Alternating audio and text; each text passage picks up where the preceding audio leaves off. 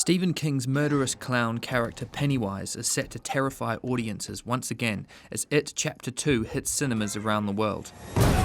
But the real-life story of killer clown John Wayne Gacy is more disturbing than anything you'll see in cinemas.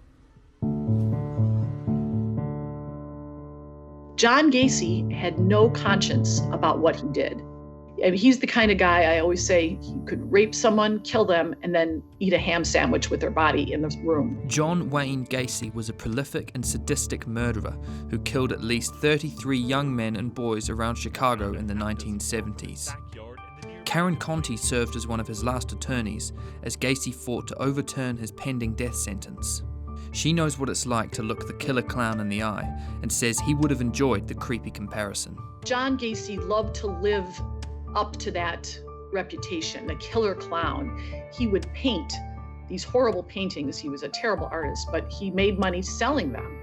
And his favorite was the killer clown. He kind of liked that whole persona. He may have enjoyed the notoriety then, but before police uncovered the bodies Gacy had buried in the crawl space beneath his home, he was a popular member of his community, hosting parties and entertaining children as his now infamous alter ego, Pogo the Clown.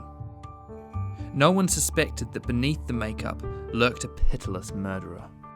Luring his young victims back to his home in Norwood Park, Illinois, Gacy tricked them into handcuffs, leaving them defenseless. He then raped and murdered the helpless boys. John Gacy was very energetic. There were nights where he would kill 3 in one night. He worked long hours, and then he would go out at night, take drugs, drink alcohol. He'd find a young man, take him back to his house, horribly murder him and rape him, and then go out again for another one.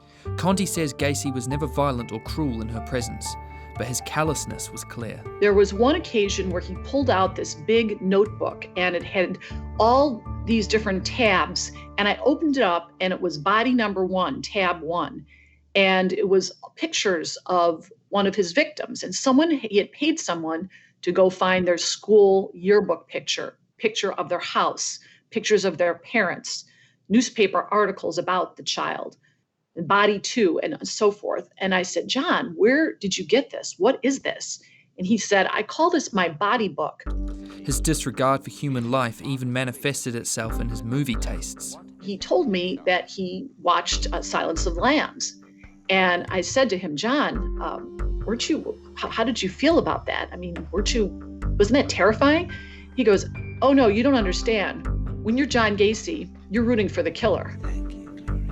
Gacy was executed on May 10th, 1994. At Joliet Prison in the state of Illinois by a machine which delivered a lethal injection. Looking back, Conti can understand how the often charming but always emotionless Gacy could have fooled his victims. When you look evil in the face, true evil, it doesn't look evil. He seemed like your average neighbor, your favorite uncle. He was jovial, he was charming, he was friendly, he was intelligent, and he didn't look evil. And I think if he had looked evil and acted evil, he never would have gotten away with what he got away with.